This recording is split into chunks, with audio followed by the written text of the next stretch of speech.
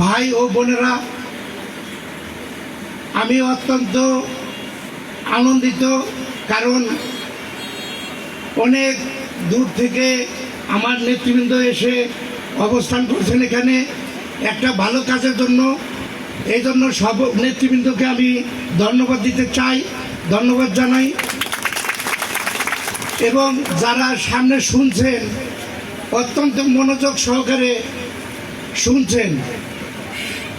আমার ধারণা ছিল যে এই এলাকায় পূর্বনতা এলাকা, এখানে সীমান্তবর্তী এলাকা, এখানে বিভিন্ন এলাকার লোকজন মাদক ক্যারি করে এখান দিয়ে যাতায়াত করে। নেতৃবৃন্দ আমাদের অনুমতি দিয়ে দিচ্ছে, কোনো শক্তি এই মাদক বিরোধী অভিযান পরিচালনার জন্য রোধ করতে পারবে না। আমি মনে করি আমার রাকিব ভাই এবং অন্যান্য নেতৃবৃন্দ যেভাবে এগিয়ে আসছেন, এলাকার জনগণ এগিয়ে আসছেন, আমি এই জন্য আনন্দিত। এবং আমি এরকম মাদকপূর্ণ এলাকায় আমি চাকরি করি নাই, এই প্রথম আমি আসার পরে দ্বিতীয় দিনে আমি অরণ্যপুরে একটা অভিযান করিয়া একটা মাদকের মামলা দেই। এবং প্রতি মাসে এই যে 3 দিন আগে একটা মামলা দিছি আমি বাদী হয়ে, কারণ মাদকের যে ভয়াবহতা, এই ভয়াবহতা সম্পর্কে বিভিন্ন বক্তাগণ বিভিন্নভাবে আলোচনা করেছেন। মাদকের জীবন একটি অভিশপ্ত জীবন। এই জীবন থেকে রক্ষা পেতে হলে আমাদেরকে মাদককে না বলতে হবে। অর্থাৎ যে মাদক বিক্রি করে এবং সেবন করে, কিভাবে করবেন আমরা কিন্তু প্রত্যেক লোককে চিনি না, কে মাদক বিক্রি করে বা কে সেবন করে, এটা কিন্তু আপনারাই। এরপর আবার সেই মাদকাসক্ত হয়ে যায়। তাই আমি বলি যে আমাদের নেতৃবৃন্দ, বিশেষ করে বিএনপি ও অঙ্গ সংগঠনের বিভিন্ন নেতৃবৃন্দ, এলাকার গণ্যমান্য ব্যক্তিবর্গ যেভাবে সোচ্চার হয়েছেন মাদক বিরোধী অভিযান পরিচালনা করার জন্য, আমি চকবাজার পুলিশ ফাঁড়ির আইসি হিসাবে আমি আপনাদের কাছে কথা দিলাম, আমি আপনাদের পাশে 24 ঘন্টা আছি। আপনারা আমার নাম্বারটা নেবেন,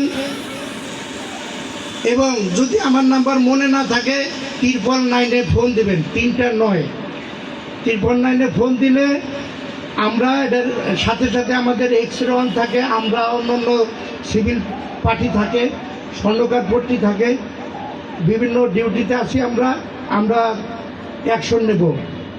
আর আমাদের মধ্যে কেউ যদি জড়িত থাকে, বিশেষ করে আমি অনুরোধ করব ব্যাপারটা আমাকে আগে অবগত করবেন এবং আমার নেতৃবৃন্দকে অবগত করবেন।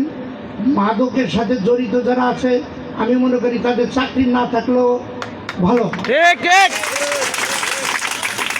আর একটা বিষয়, আমাদের যদি হেল্প না করেন আপনারা, তাহলে আমরা কখনো মাদক একটা সামান্য ছোট জিনিস, যেমন উদাহরণ দেই ইয়াবা, আরও অন্যান্য মাদক আছে ছোটোখাটো, এগুলো বহন করা খুবই সহজ। পাশে একখানে ফেলাই রেখে ব্যবসা করে, ওই ইটের তলে রাখে, কেউ আবার দোকানে রাখে, বিভিন্ন জায়গায় রেখে করে। আমরা ধরতে পারবো, আমাদের অনেক কষ্ট হবে, কিন্তু আপনারা সহজেই দেখতে পান যে এই লোকটা কোথা থেকে মাদকটা আনলো। আমাদের যদি একটু হেল্প করেন, আমি কথা দিচ্ছি আমার নেতৃবৃন্দের সামনে এবং আপনাদের সামনে, আমরা মাদককে নির্মূল করব ইনশাল্লাহ। এই 17 থেকে আরম্ভ হয়েছে। আর একটা বিষয়, পুলিশ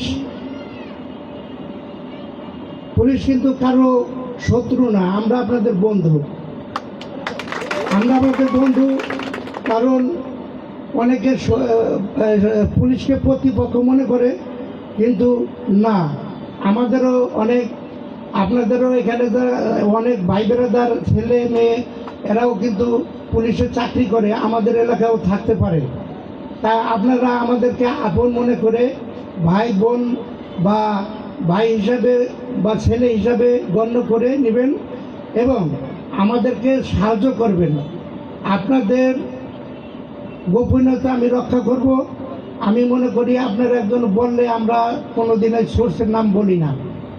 অনেকে বলে যে সোর্সের নাম বলে দেন না, আমাদের তো আপনি উপকার করতেছেন।